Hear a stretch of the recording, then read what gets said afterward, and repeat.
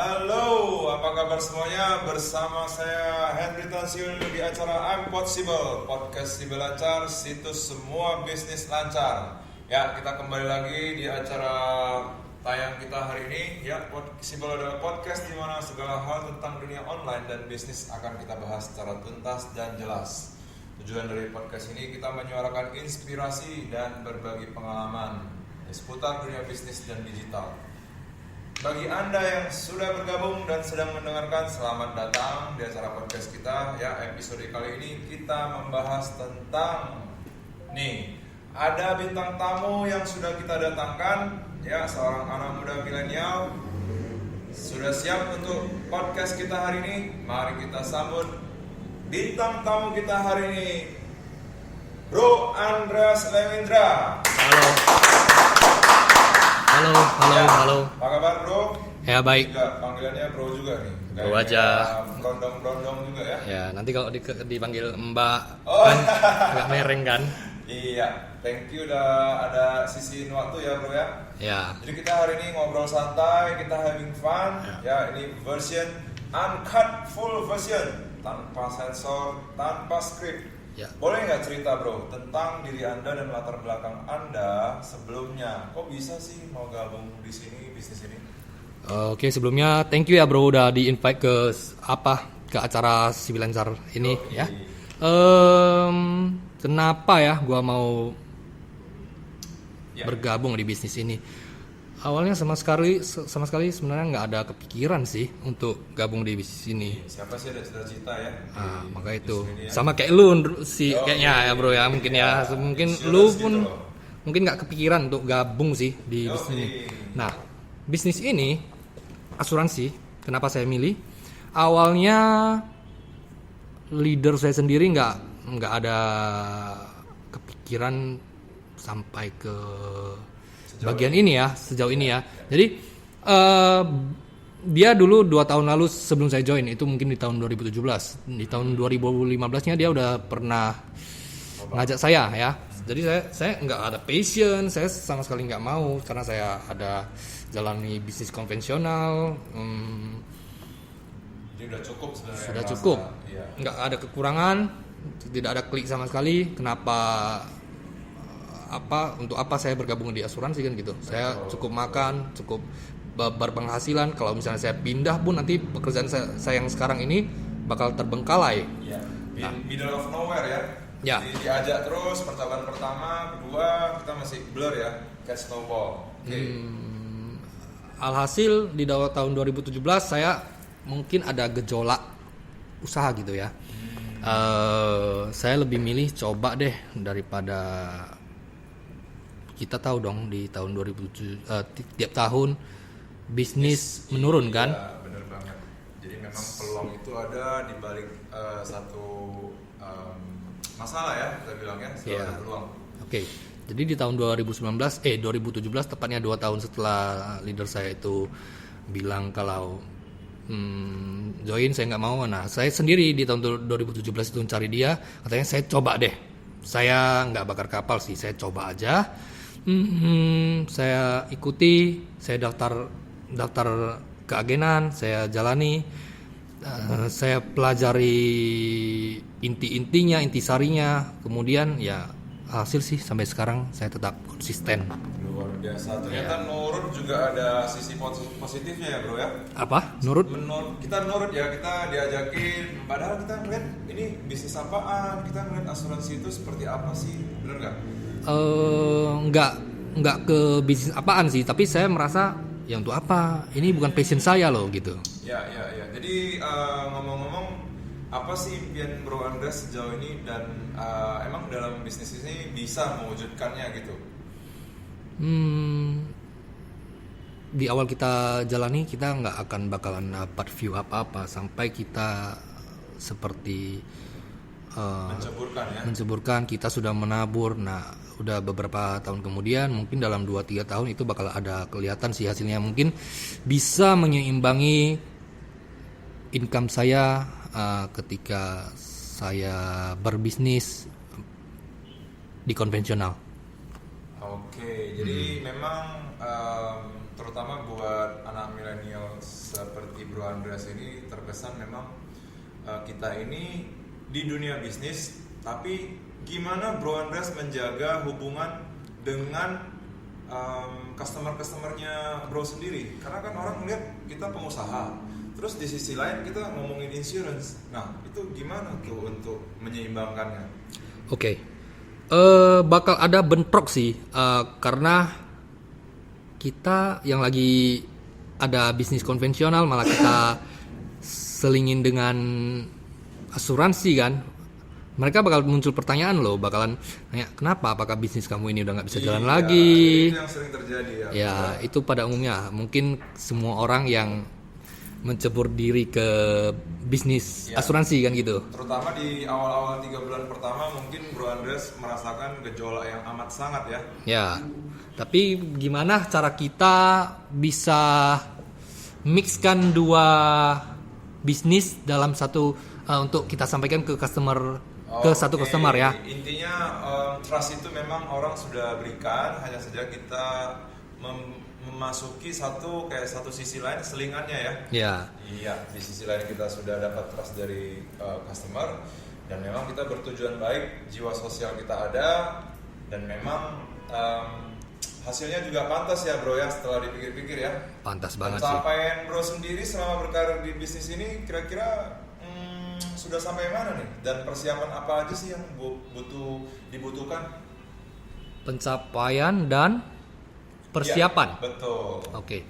Pencapaian. Saya bergabung di 2017, mungkin saya butuh 1 tahun lebih sih. Saya udah bisa capai level di dalam bisnis asuransi ini yang ya puji Tuhan sampai sekarang saya tetap setiap tahun ada konsisten untuk mencapai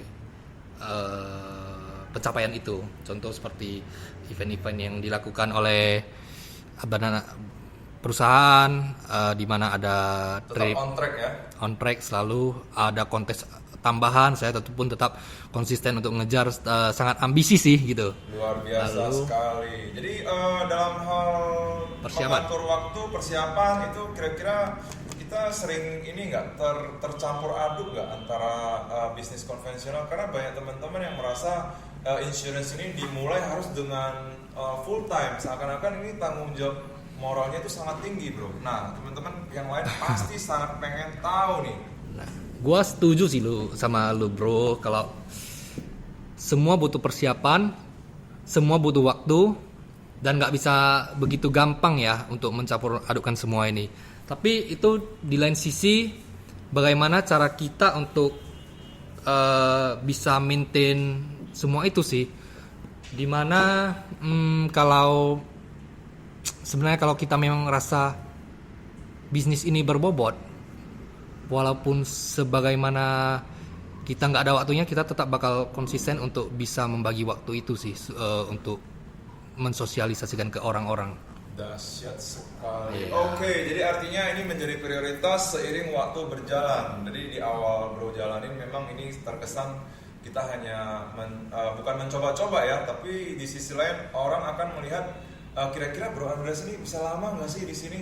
Nah, persiapan yang tadi Bro baru sebutkan itu kan memang satu tips juga buat bisa bertahan. Orang melihat tuh setiap tahun capai, dan memang pelayanan juga bagus, orang melihat hasilnya, dan membuat Bro juga rasain hasilnya, dan membuat semakin yakin juga untuk melanjutkan lebih jauh bagus ya. Lagi. Iya, lebih jauh lagi. Iya. Nah, kita mulai masuk ke topik yang paling dinanti-nanti dari teman-teman semua nih. Bro Andreas sangat kental dan frontal juga di dunia digital ini, sosmed ya. Jadi mungkin bisa kupas gimana sih cara kita memaksimalkan digital online ini dari sosmed terutama. Silakan Bro. Mau kupas digitalnya atau kupas jeruk ini Bro? Sabar, jangan bawa gorengnya ntar Nangis ya, nangis, pada nangis semua. Oke, saya memang lebih berkecimpung di sosmed ya. Tentunya lebih ke arah Instagram mungkin.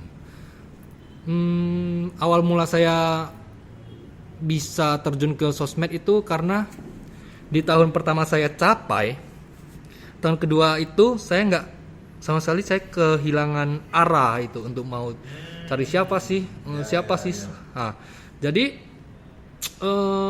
kalau kita gunakan cara lama kita untuk jumpain satu-satu orang, kemudian kita mensosialisasikan bisnis kita ini, itu mungkin nggak akan efektif. Itu ibaratnya ya, orang akan merasakan stuck ya, kayak Stuck. datar-datar ya. ya, yang kamu lakukan itu 1:1. Kamu pergi ke satu orang, jumpanya satu orang. Oh iya. Kalau dengan Online. cara sosmed online, kamu itu hanya blast satu, tapi yang kamu temukan itu mungkin 1000-an orang. Bisa 100.000 juga bahkan bro. Ya mungkin, Iya. tergantung bagaimana semenariknya konten kita itu di sosmed. Sebegitu dahsyatnya Bro Andreas mengelola semua relasi dan kontak yang saya dengar nih ya.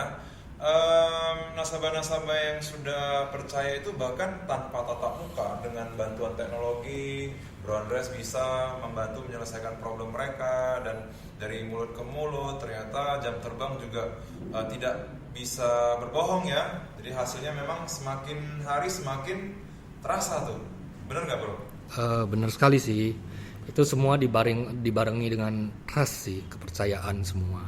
Dan bagaimana cara mereka melihat hasil kita, apa yang kita lakukan, seberapa rapi awal sampai akhirnya. Nih menariknya nih ya, kita masih belum kayak tadi kita bilang kupasnya itu belum dapat banget. Nah kira-kira kalau teknisnya itu apa sih yang Bro posting di sosmed itu apa aja sih? Contoh aja Bro, 1, 2.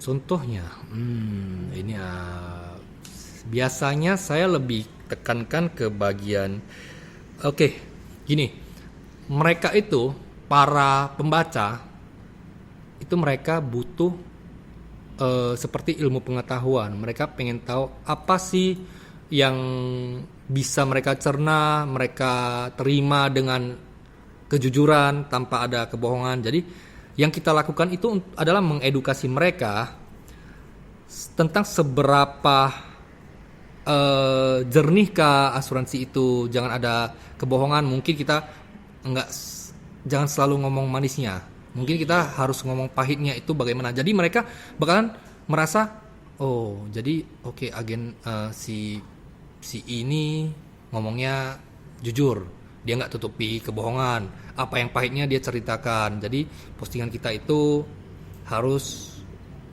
ada nilai positifnya, harus ada nilai negatifnya. Apa konsekuensi yang bakal mereka terima jika ada yang ditutupi atau ada kecurangan. Oke. Ya saya rasa itu aja sih. Jadi yang saya tangkap sebenarnya ini edukasi menjadi opsi paling utama dalam hal memenuhi requirement ya, kebutuhan dari calon klien ini. Jadi mereka pada melihat Bro Andreas memang apa adanya, dan dari hasil yang disampaikan juga bahasanya itu saya lihat terkesan ringan dan gampang dicerna. Ya benar sekali. Ya, jadi memang online ini sebegitu dahsyatnya sehingga membuat orang-orang bahkan yang tidak pernah tatap muka pun mereka berani merelakan ya, artinya mereka percaya sama Bro Andreas. Oke.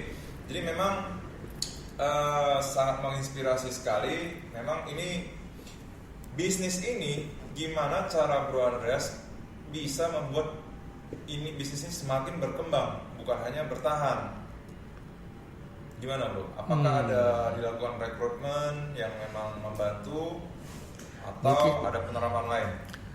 Semua bisnis itu memang tetap lebih dipikirkan untuk jalani ke jaringan sih. Kalau contoh swalayan ternama di Indonesia itu, kalau mereka mau besar pun ya mereka harus buka jaringan kan gitu. Benar. Kalau nggak buka jaringan ya saya buka di Jakarta aja nih misalnya. Ya kalau nggak ada ekspansi ya begitu-begitu aja. Iya. Contoh tempat pengiriman barang seperti JNT, JNE ya. Mereka kalau hanya di sana-sana aja yang nggak bakal bisa besar gitu. Jadi sama halnya yang saya lakukan itu ya begitu. Ketika ada antar pulau yang mencari saya melalui online, sosmed segala macam, ya saya lebih ke ya kamu kalau mau membeli aja ya nggak masalah, tapi saya lebih bagus kasih kamu peluangnya sih. Oh iya, terbuka selalu untuk ini ya, seperti konsepnya unicorn yang di Indonesia ya. Ya. Kita tidak hanya bisa, nggak cuma jadi penjual atau pembeli, kita bisa bebas untuk memilih. Ya benar. Oke. Jadi lebih tekankan ke sana sih, karena kalau yang jauh itu mereka kebanyakan pelajaran saya, mereka hanya mungkin pengen tanya, pengen tahu aja sih. Sebenarnya saya beli segini, usia saya segini, belinya itu sebenarnya berapa sih? Tapi nggak bakalan, walaupun sama-sama nanyanya di badan yang sama, mereka nggak bakal cari kamu karena mereka merasa jauh. Mereka bakal hanya nanya, mereka itu bakal dapat berapa, tapi mereka bakal cari orang-orang terdekat mereka. Hanya sekedar kebutuhan informasi Iya, ya. jadi Karena melihat Bro Andreas ini cukup reliable, bisa diandalkan, bisa dipercaya. Jadi memang orang lebih melihat ya. Dan sosmed ini kalau memang semakin cari-cari orang, memang semakin tinggi dia tampilannya di atas terus ya, gitu ya kira-kira ya. Itu juga bisa terjadi sih. Rating kamu ya, seperti rating kamu itu bakalan melonjak juga secara tidak langsung, karena kamu semakin sering seseorang diklik orang, itu bakalan tinggi. Nah ini nih bro, jadi kira-kira tadi sisi manisnya tuh dari online, kira-kira pernah nggak sih bro ngalamin sesuatu yang pengalaman yang bro nggak bisa lupakan dari online ini, kira-kira ada nggak sih? Yang baik atau yang buruk nih? Yang cukup buat bro jadi nempel, inget terus nih pengalaman-pengalaman ini. Yang nempel macam kekasih bayangan ya. Kayak Rambo ya, bayangi terus. Oke. Saya sebutin dua sisi deh ya, yang positif dan negatif ya. Iya. Sisi positifnya, saya ada sering jumpa yang mereka hanya seperti yang tadi sih, mereka hanya nanya-nanya aja, tapi dengan saya cukup responsif ya, maksudnya walaupun online saya jelaskan semua produk-produk apa sih gitu. Lalu apa yang mereka nanya sih, maksudnya kita mesti responsif ya, responsif, cepat ya, gitu ya. Sigap, cepat, tanggap. Benar. Dan yang paling berkesan itu ada satu orang, dia awalnya hanya tanya untuk membeli, tetapi akhirnya tidak membeli, dia pengen join bersama di bisnis ini. Oke, terakhir dia join, sudah selesai nih, maksudnya tinggal ujian si A ini ya kan. Kemudian dia nggak ikuti ujian, dia nggak mau. Berselang 2 tahun kemudian, mereka ada ditawari dari yang lain. Kemudian dia mungkin karena di sosmed dia tetap follow saya pun follow dia, kami tetap pantau ya, dia tetap pantau Instagram saya dengan edukasi saya setiap hari yang saya posting. Terakhir dia cari saya beli dong. Hitungkan punya saya, anak dan suami, ya lumayan tinggi sih preminya, walaupun dari sosmed nggak kenal kan. Wah, ya itu luar biasa. Itu yang paling berkesan, yang positif. Sekarang yang negatif. Oke. Negatif. Ini bukan negatif, tapi yang sesuatu yang berbau mungkin agak sedikit tanda petik lucu ya bro ya. Pengalaman-pengalaman yang buat kadang menggelitik juga, yang di luar kebiasaan. Ya benar. Gimana? Mungkin ada yang tante-tante, om-om atau enggak. Saya nggak pernah dapat yang begitu. Saya sejauh ini ya kita harus. Karena om-om nggak main online bro ya. Mereka om-om udah. Ada juga. Iya ada juga ya. Ada juga ya. Iya. Namanya di dunia kan, pasti kita nggak bisa tebak. Iya. Setiap orang kan gimana kan. Sisi yang agak kurang mengenakan ya selalu ditanyai tentang, mungkin dari segi asuransi orang sering diiming-imingkan bahwasannya pembayarannya itu selalu berapa tahun. Mereka selalu dikasih tahu ini kalau udah berjalan berapa lama bakal gimana, karena di sana begini loh, kenapa kamu nggak bisa. nggak bisa beli modal yang Ini yang membuat Bro Andreas ini terkesan unik dan lain daripada yang lain, sehingga mereka zaman sekarang sebenarnya orang pintar-pintar semua ya bro ya. pintar. Mereka hanya ngetes, mencoba nih, tes kita nih. Ya. Memang luar biasa nih ya, the power of online internet. Jadi memang saya kutip sebuah kesimpulan perjalanan karir Bro Andreas ini dari awal yang tadinya tidak pernah memikirkan bisa sejauh ini, dan ternyata hanya dengan nurut dan pengen tahu aja bisa membawa Bro sampai hari ini, dan dengan segudang prestasi teman-teman yang lain juga bisa melihat. Mungkin nih terakhir nih Bro, gimana kira-kira ada pesan buat teman-teman keluarga di luar sana yang sedang mendengar juga? Silakan Bro. Ya mungkin saya bukan motivator yang unggul ya kan. Ya. Saya orang biasa juga yang makan yang dari padi ke beras kemudian jadi nasi kan yang saya telan. Ya sama kita. Minum oli ya Bro ya. Kan kalau minum oli itu motor. Sekali nanti kita motoran yuk. Oh iya, itu kita di podcast next episode Bro. Kita touring bareng. Ya boleh. Tinggal di kontak aja bro. Lalu bagi saya lebih tekankan ke pribadi yang jangan suka menjanjikan hal yang nggak bakalan terjadi gitu. Lebih baik kita ngomong apa adanya. Jangan sampai kita iming-imingkan yang sesuatu yang tidak benar, dan pada akhirnya misalnya 10 tahun kemudian mereka tahu kebenarannya, mereka bakal menghujat kita. Nama kita akan buruk pada 10 tahun kemudian. Iya, luar biasa sekali. Memang ini zaman sekarang memang informasi ini seperti kita melihat makanan ya. Kalau kita punya, sebelum kita punya, kita rasain dulu nih di bibir kita. Ya. Bahaya nggak sih? Kalau nggak bahaya, kita akan melanjutkan dengan mengunyah. Nah setelah mengunyah ternyata nggak bahaya, akan kita telan. Kalau misalnya enak, mungkin Bro Andreas bisa langsung proses ke next stepnya ya. Iya benar. Iya, dan disitulah proses penjualannya terjadi sebagai solusi untuk semua orang. Oke. Gimana teman-teman, tertarik kan lihat apa yang sudah disampaikan oleh Bro Andreas seputar tentang edukasi, informasi yang cukup menginspirasi kita semua. Jangan lupa untuk selalu update di Instagram Bro Andreas, yaitu di Andreas Lewindra, ada di bawah ini ya. Oke.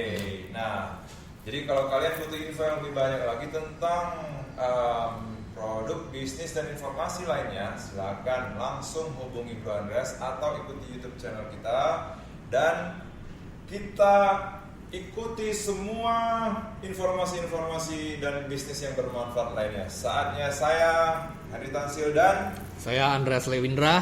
Kita undur diri, sampai jumpa di podcast Si Belancar episode selanjutnya.